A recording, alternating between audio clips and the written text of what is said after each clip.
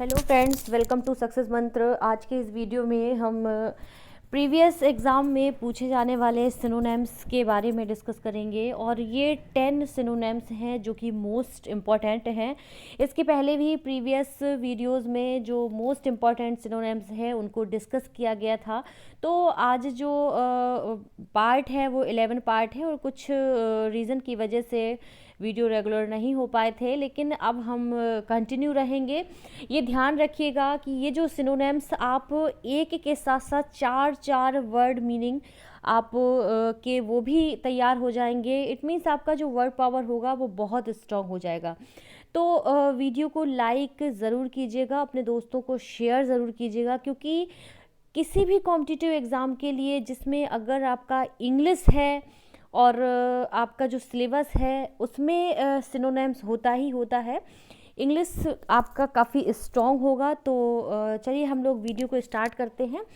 देखिए, जो आज का पहला वर्ड है वो है रेयर।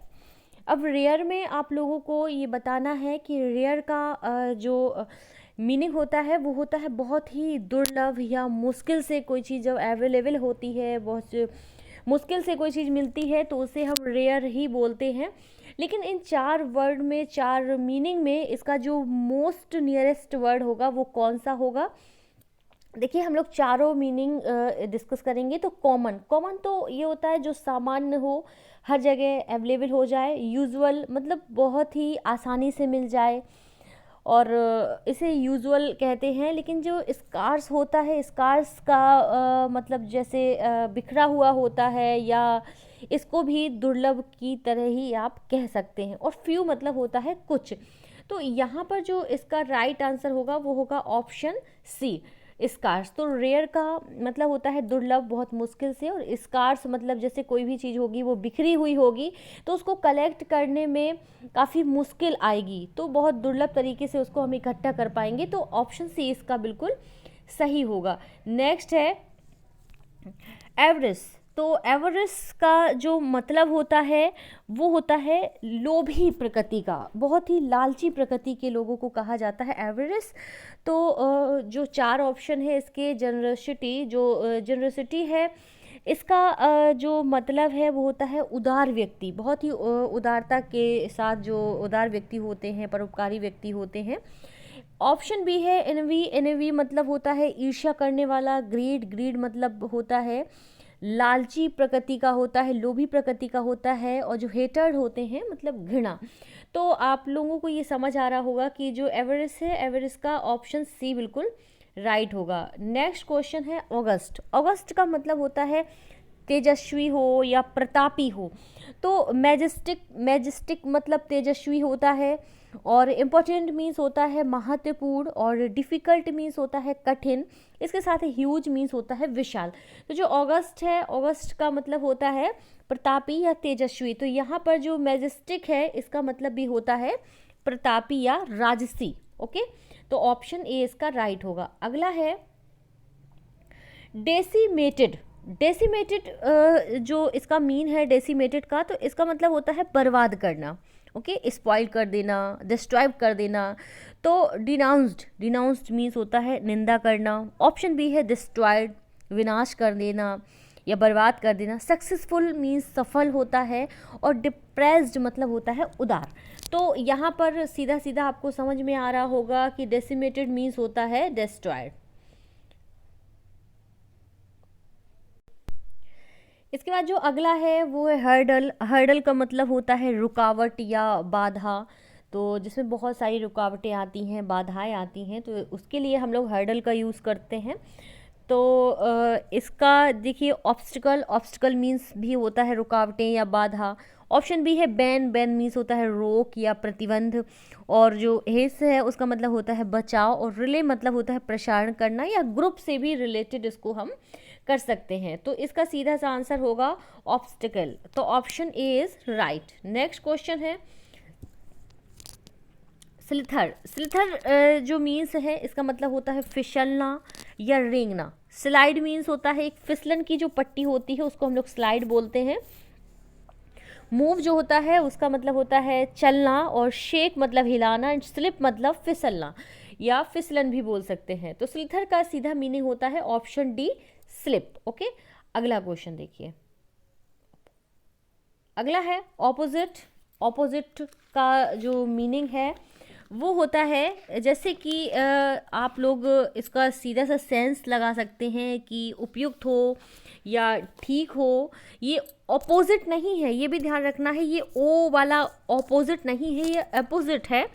तो इसका मतलब होता है योग, और जो कॉन्ट्रेरी है उसका मतलब होता है विपरीत। बिटर मीन्स होता है कड़वा। एप्रोप्रिएट मतलब उपयुक्त होता है या योग्य होता है। इसके बाद मिसलीडिंग मीन्स होता है भटकाने वाला। तो यहाँ पर जो एपोजाइट का मतलब होगा वो होगा appropriate. Okay, next question, scorn.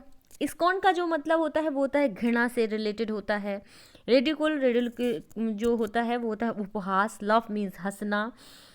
इसके बाद होता है कंडेन। कंडेन मीन्स होता है घृणा करना, या क्रिटिसाइज मीन्स होता है निंदा करना। तो स्कॉर्न का मतलब घृणा करना, और कंडेन का मतलब होता है, जो कंडेन होता है उसका मतलब भी होता है घृणा करना।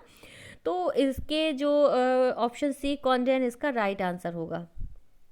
अगला है इम्पायस। इम्पाइस मीन्स होता है अयोग्य। होली मीन्स होता है पवित्र, या जो मिसचीफ्स होता है उसका होता है शरारती। और श्रूड का मतलब जो होता है वो होता है बिखरना। और इर्रिवरेंट का मतलब होता है अनादर युक्त या अयोग्य। तो इम्पायस का मतलब भी अभी मैंने आपको बताया कि अयोग्य ही होता है, या जो अनहोली होता है, अनादर युक्त होता है। तो इर्रिवरेंट इसका राइट होगा। अगला है फ्रीलांस। आपने फ्रीलांसर कंपनी के बारे में भी सुना होगा, जो कि इसमें क्या होता है, एक फ्रीलांसिंग आप लोग नेट में सर्च कीजिएगा तो वही फ्रीलांस है कि जो कि डिफरेंट कंपनी के साथ वर्क किया जाता है, वर्किंग फॉर डिफरेंट कंपनीज, और डिफरेंट टाइम में जो वर्क किया जाता है तो उसे हम फ्रीलांस कह सकते हैं। ओके, तो इसमें क्या होता है, सेल्फ बिट्रेट। सेल्फ बिट्रेट मतलब होता है खुद को धोखा देना।